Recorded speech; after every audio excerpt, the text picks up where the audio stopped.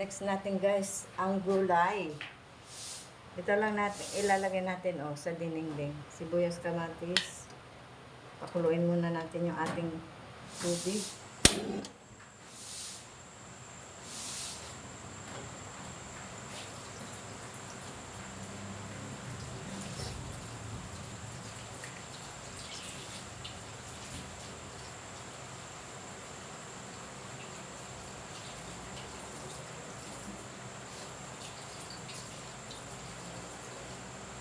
Lagyan natin ng takip guys para mabilis kumulo. Tapos lagyan natin ng bugoong para naimas. Kasjay lang. Nabigit lang. Mikos-mikos na dilingding. Lagyan na natin ng bagoong guys para maalisan natin ng bula. May bula yan guys eh. Okay na yun. Kailangan matabang lang konti dahil may senior dito na ayaw ng maalat. Pag kumulo yan, tanggalin natin ang bula.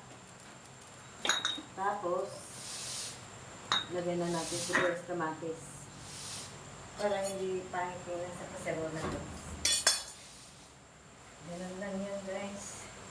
Maraming salamat sa inyong lahat. Shout out kila Brenda. The official Project 89. Thank you so much. Maraming salamat sa inyo lahat.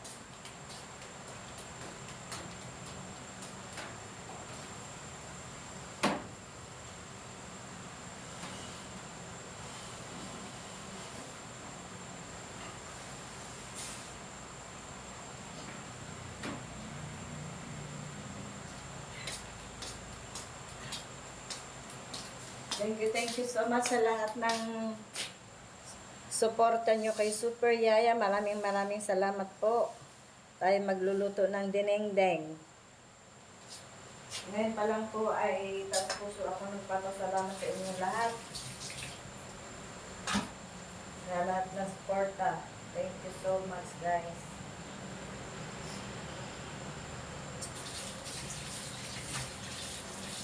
Habang ako'y nagluluto guys, ako'y naghuhugas ng mga ginamit ko para malinis.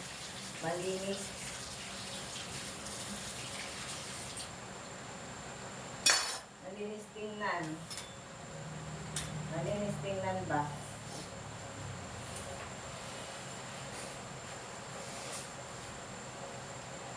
Tapos maghihimayin natin itong sayang ilalagay na natin sa ating dinengdeng, yung ating talbos ng kamote para hindi masayang. Sayang naman yan. Okay, talbos lang ng kamote guys, ang mahal-mahal na. Kaya maghihimay-himay tayo ng konti. Hugas na yan. Tatanggalin ko lang ng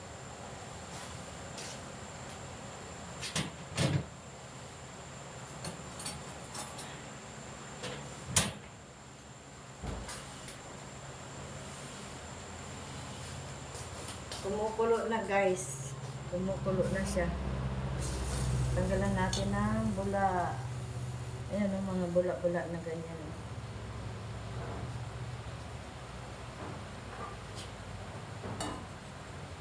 Saka natin ilagay yung ating kamatis. Diba?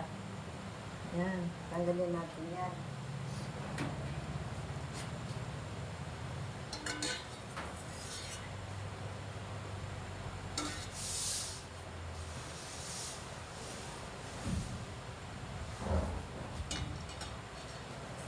Tapos, pag natanggal na, ilagay na natin yung sibuyas, kamatis. Ganun. Ilagay na natin. Ihulog na natin. Hayaan ulit natin kumulo. Yan, ulit natin yung kumulo.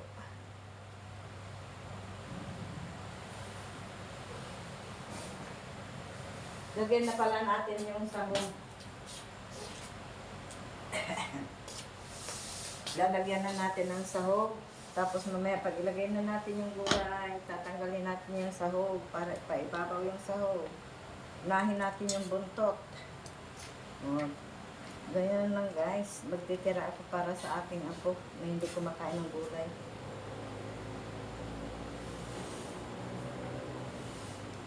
Kamayin ko na guys dahil malinis naman yung aking kamay.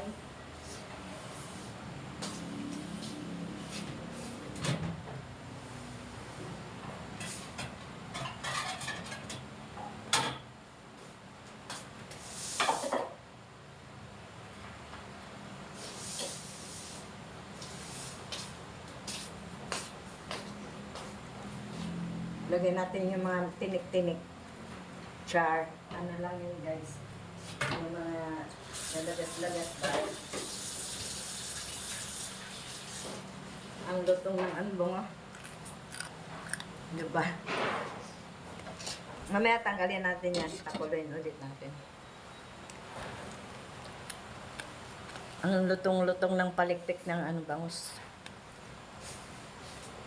Kamayin natin ito para ano. Sunod-sunod na yan guys. Sunod-sunod na ang nuluto. Paglagay ng gulay.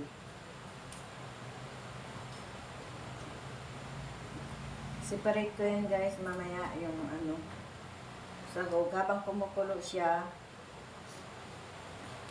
sasama na yung lasa ng bangus. Saka natin tatanggalin para ipaibabaw mamaya sa gulay pag ito na yung gulay.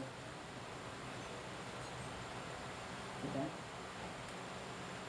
Kala ko guys madali lang ganito. Mahirap din pala. Wala nang ano yan guys. Pasensya na kayo. Mga ka-SY, walang edit yung ano ni Super Yaya. Pasensyahan nyo na, pagtsagaan nyo na. Malaking tulong nyo na yung kay Super Yaya.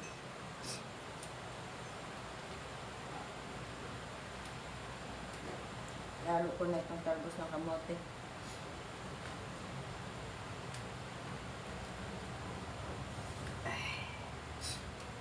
Baka magreklamo kasi yung ano, kaya tanggalin natin yung matigas. Nangunguya.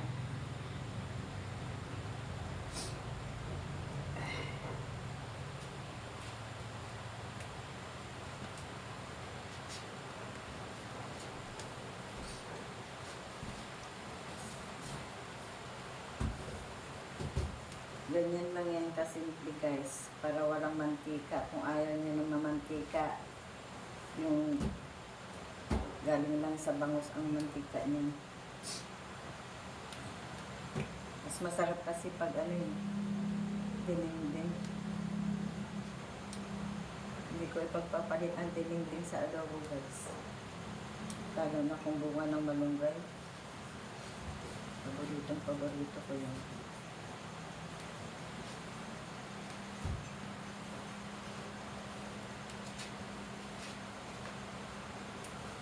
Samantha, paborito din niya yung gulay. Yung anak niya lang. Hindi kumakain ng gulay masyado. Kumakain din siya pero pili yung gulay na kumakain. Mga bata ngayon, mahirap pa kainin ng gulay. Kaya itong dalawa kong apo na lalaki, naku po. Sabaw lang sa kanila, sapat na.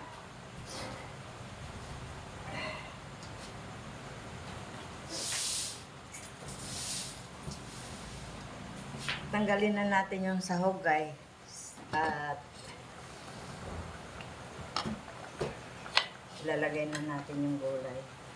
Tanggalin na natin yung sahog. Para mamaya ipatong natin sa gulay. Lapag natin dito baka makaso ako.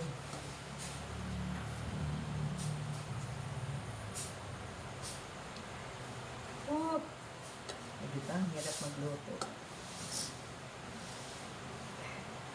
Mahirap magluto. Masarap kumain, pero mahirap magluto.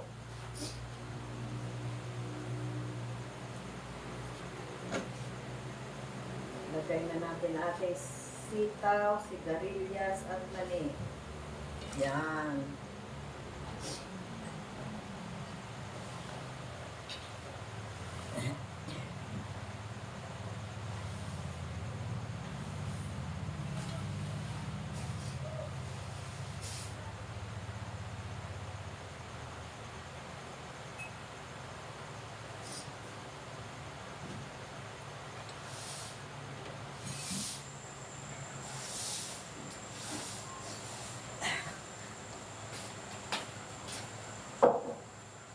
Dagdagan natin ng konting tubig. Dagdagan natin ng konting tubig. Kasi mukhang kumunti yung tubig, baka maalat. Yan.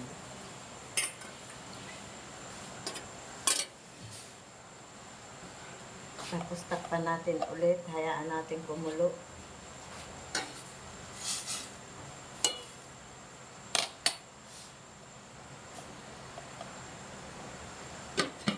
Pakuluin ulit natin habang inaayos natin itong ating talong. Wala na rin.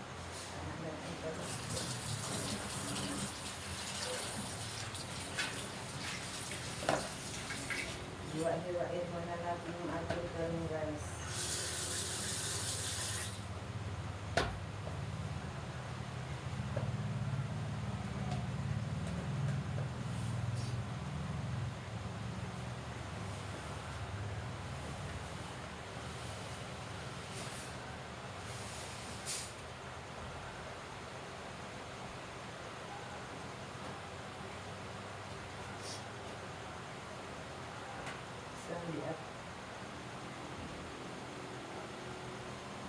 Pag maliliit lang yung tarong, buo ko na nilalagay, niwaan ko lang.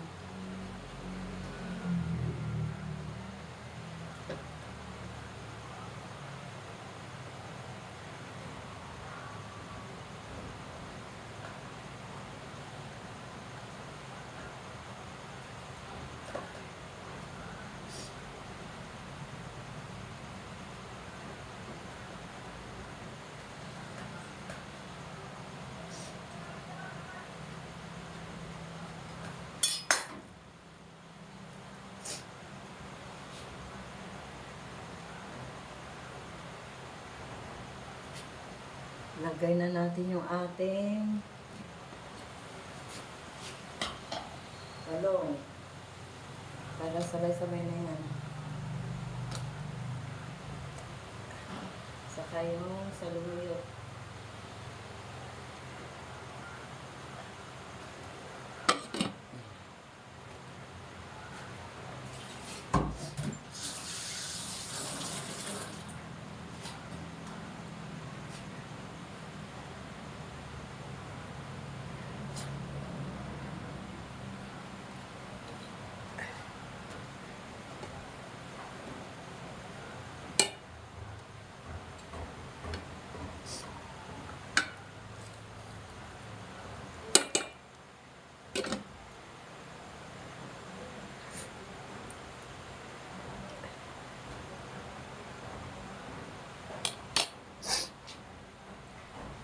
Lagyan natin ng magicin natin, guys. Magicin natin.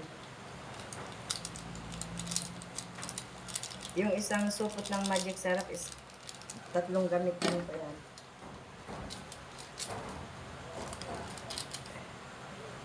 Mahirap naman yung sobra. Lagyan na natin yung bulaklak ng kalabasa. Next. Oh. Ganun.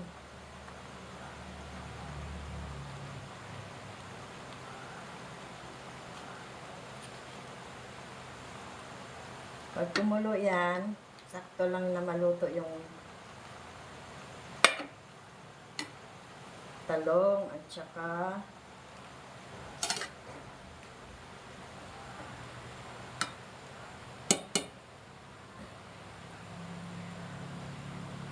sitaw. Tignan na natin kung anong lasa.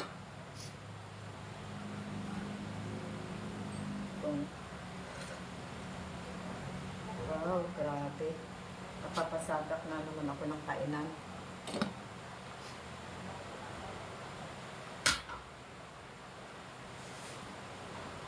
Saka natin ipapatong yung ating sampaw na bangus.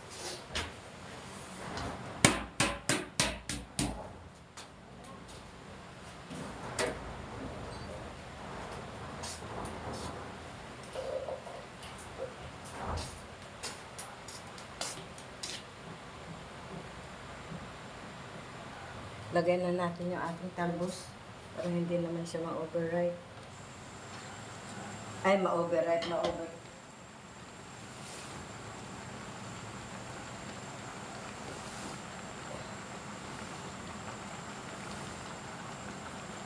Ganun lang guys, kadali. Oh, dito natin lagay sa gilid. Tapos saka natin ipatong yung ating mga sagpaw. Lagyan na rin natin. Unahin natin yung ulo. Tapos yung buntot. Ay, yung ano. Ano ba itong tawag nito? Yung katawan. Narin. Lumalagay yun. Ayan guys. Ganyan lang kadali. Ang ating dinengdeng. Tingnan nyo guys, oh. Wow. Yan guys, ang aking dinengdeng ala super yaya. Diba? So yan lang guys. I-off ko na yan para hindi ma-overcook. Thank you for watching. See you in my next vlog. God bless us all. Bye-bye.